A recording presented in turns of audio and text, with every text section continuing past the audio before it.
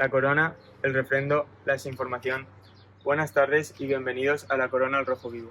En el día de hoy hablaremos sobre cómo los medios de comunicación han venido informando acerca de la Casa Real. No se trata de debatir, sino de analizar cómo se habla sobre ella, qué enfoques se utilizan y cuándo puede aparecer cierta desinformación. En los últimos tiempos, los medios de comunicación han dado un paso más allá respecto a las críticas y alabanzas hacia la figura del rey, pasando de un modelo más riguroso hacia uno con un carácter más subjetivo.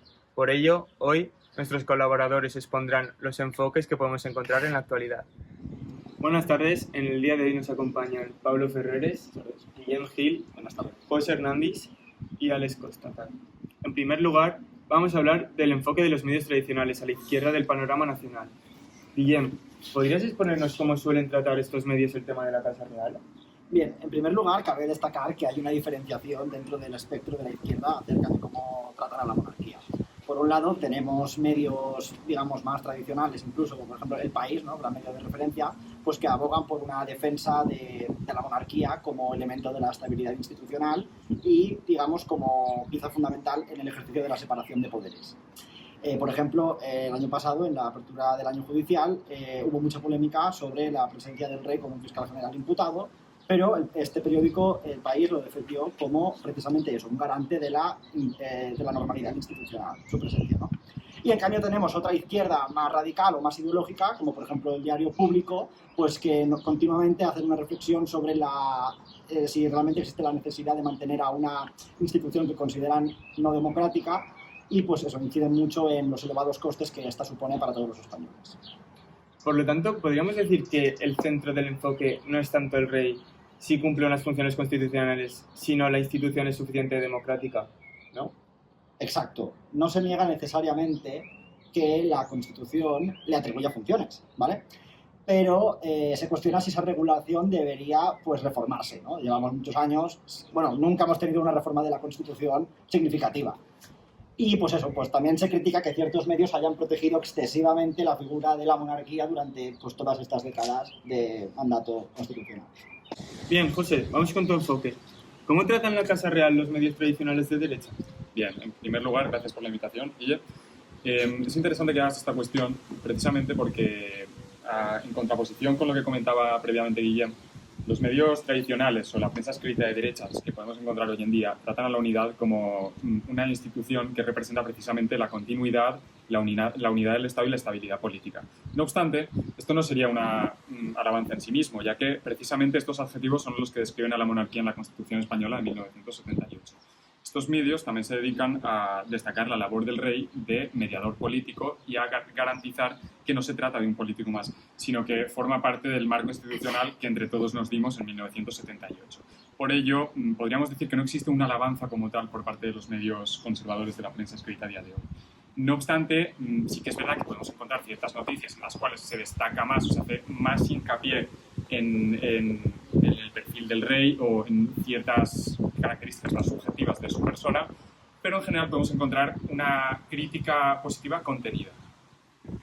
Entonces, mientras unos medios ponen el foco en la falta de elección directa, otros destacan la función de estabilidad del rey. Sí, también suele diferenciarse bastante entre la figura del rey Juan Carlos, podríamos decir el rey emérito, y los escándalos que él protagonizó en el pasado, con la figura del rey actual, que representa un currículum mucho más limpio, con una presencia renovada y con una institución que podríamos decir que deja atrás todos los escándalos vividos en el pasado. Por ello, podríamos decir que se trata de hacer una clara diferenciación entre el presente y el pasado de la institución monárquica. Vale, pero también es verdad que aunque intentemos diferenciar al presente del pasado, no podemos olvidar que el rey Felipe es la continuación de su padre. Entonces, digamos que sus figuras están inherentemente relacionadas, ¿no? Entonces, pues claro, intentamos proteger la figura actual del rey, como es la imagen de centro y tal, pero no sé hasta qué punto nos estamos olvidando de que en sí la monarquía, pues eso, es la monarquía en sí es la institución como ella en el siglo XXI, que no hay, pues no, es el ejemplo de la falta de democracia directa, pues no sé. Es interesante que digas esto, Guillem, y me alegro de que podamos debatir en un marco democrático y constitucional como el que estamos protagonizando ahora mismo. No obstante, cabe destacar que sí que es una institución legitimada, ya que entre todos los españoles la monarquía salió respaldada por el referéndum constitucional de 1977. Y también es verdad que, pese a esto que dices y que, como antes comentabas, es importante diferenciar entre lo que el rey realmente puede y no puede hacer, ya que la mayoría de sus actos son actos debidos. No puede oponerse a la aprobación de una ley o forzar a dicha aprobación. Por tanto, creo que sería un argumento un poco pobre y que tal vez cabría revisar. Pero sí, principalmente porque esto sería falso, y ya que en caso de negarse a cumplir con sus obligaciones constitucionales, se abriría una crisis institucional sin precedentes en nuestro Estado de Derecho. Esto nos lleva al punto clave. Los medios tradicionales pueden tener sesgos ideológicos, o normalmente todavía mantienen un cierto marco institucional. El problema se vuelve más evidente cuando pasamos a formatos sensacionalistas o redes sociales. Buenas tardes, Alex. Tú conoces de cerca a toda esta nueva ola de creadores de contenido que busca impacto, titulares fuertes y visitas, a veces incluso a costa de la manipulación. ¿Cómo tratarías este tema? Buenas, Guille, ¿qué tal? Bueno, os he traído un par de vídeos para comentarlos. Circulan ahí por las redes, así que los vemos y los comentamos, si os parece. Quiero saber su opinión acerca de la monarquía a día de hoy. Si la considera necesaria a nivel diplomático o es una institución obsoleta. Pues la verdad es que a mí la monarquía me gusta. Yo soy monárquico, me parece que es importante tener una monarquía y a mí me gusta tener un jefe de Estado. O sea, yo creo que España se identifica mucho con los valores monárquicos. Al final es un símbolo, es tradición, es también cultura, es historia de España, los reyes. Y yo creo que hay que conservarla. La monarquía además es garante de la unidad. Yo creo que si en este momento España todavía no se ha dividido por completo, también es gracias a la monarquía. Bueno, como vemos en este vídeo de Vito Quiles, podemos ver que está totalmente a favor de la monarquía y que, bueno, para él, el rey, la función principal que tiene es la de dar estabilidad y unidad al país, y que su función es totalmente representativa. Sí que es verdad que este tipo de mensajes en redes sociales suele calar más entre personas que valoran la tradición o el papel institucional de la corona. Ahora vamos a ver otro vídeo de Alvise Pérez, que tiene una postura totalmente contraria a la de Vito. ¿Monarquía? ¿Sí o no? No, en absoluto. O sea, de verdad, esto de nuestro queridísimo Su Majestad Felipe, pues, el notario más caro de España, o sea, si la única naturaleza que justifica el cargo del rey es cumplir y hacer cumplir el marco constitucional. Eso dice la Constitución. Si cumplir y hacer cumplir el marco constitucional es, entre otras cosas, no firmar leyes inconstitucionales para apoyar a golpistas o cosas utilitarias, te digo más, un mando único militar para la Dana, que ni siquiera lo hizo.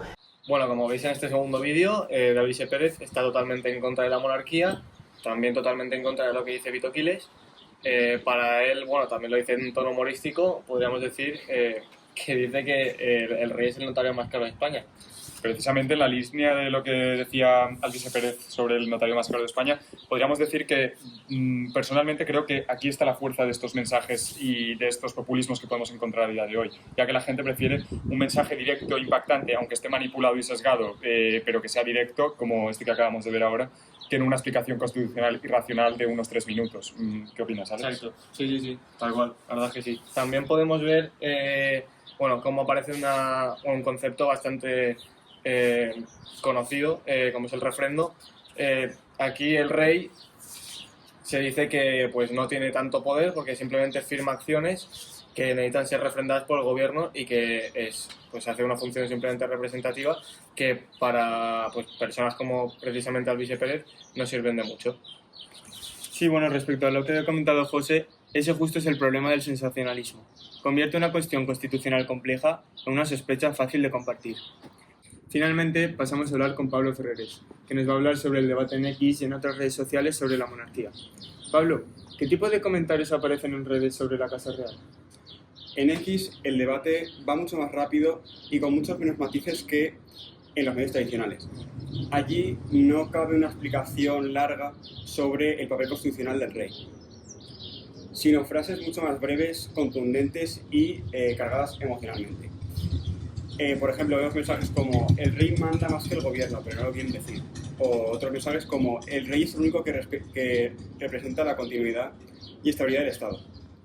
Al final, cada bando utiliza la Casa Real para confirmar lo que ya pensaba antes. Unos ven al rey como símbolo de falta de democracia y otros lo ven como un símbolo de estabilidad y continuidad. El problema es que en redes el mensaje suele estar muy sintetizado y cargado emocionalmente.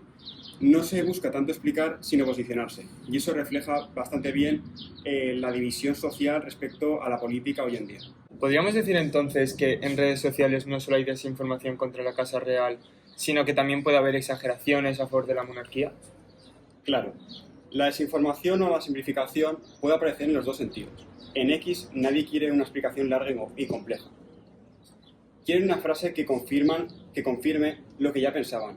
Es una forma de reafirmarse en sus propios pensamientos y buscar el enfrentamiento con el contrario, que al final terminará leyendo y respondiendo. Entonces la idea clave sería que en redes sociales el problema no es solo la existencia de opiniones enfrentadas, sino la pérdida de contexto institucional. Efectivamente. Ahora vamos a plantear la cuestión central del programa. ¿Los medios ayudan a entender a la Casa Real como una institución constitucional o como un arma política?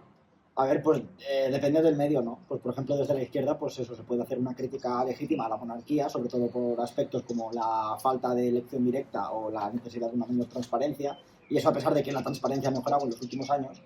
Pero sí que es verdad que en todo caso creo que la crítica siempre debe de ser rigurosa. Sí, no obstante, también cabe llevar cierto cuidado a la hora de analizar desde la perspectiva de la derecha, ya que defender el papel estabilizador de la monarquía dentro de nuestro sistema democrático no debería significar negar posibles reformas o ciertos límites que deberían establecerse para evitar que se produjesen ciertas irregularidades en el desempeño de sus funciones. Vale, pero entonces reconocéis que hay cosas que no se cuentan. No exactamente, porque una cosa es insinuar aspectos debatibles y otra es plantear conspiraciones sin pruebas, y esa diferencia es esencial. A ver, en redes esa diferencia desaparece. Todo se reduce a dos bandos. O el rey controla el sistema o el rey salva a España. Y ahí es justo cuando aparece la desinformación. Llegamos al final. Hoy hemos visto que la Casa Real recibe tratamientos muy distintos según el medio y el formato. La prensa más progresista de este país suele destacar la falta de elección directa, la transparencia, mientras los medios tradicionales de derecha y también referentes típicos de la izquierda como El País suelen destacar la estabilidad, la unidad, la continuidad institucional y el papel representativo del rey. En cambio, los formatos más sensacionalistas y las redes sociales tienden a simplificar el debate y a veces convierten funciones constitucionales formales en supuestas decisiones políticas personales. La conclusión principal es que la Casa Real puede ser criticada o defendida legítimamente, pero el debate debe partir de una comprensión correcta de su función constitucional. No es lo mismo información que opinión. No es lo mismo crítica política que desinformación jurídica. Y no es lo mismo que el rey tenga influencia simbólica e institucional a que tenga poder de gobierno. Por eso, para analizar este tema hay que distinguir tres planos. En primer lugar, el plano constitucional. ¿Qué funciones tiene realmente el rey? El plano mediático. ¿Cómo se presentan esas funciones? Y, por último, el plano ideológico. Es decir, ¿qué valoración política hace cada medio o cada usuario? Muchas gracias por acompañarnos. Bueno, y muchas gracias a nuestros colaboradores en el día de hoy y sobre todo gracias a ustedes que están detrás de la pantalla. Muchas gracias por ver La Corona al Rojo Vivo.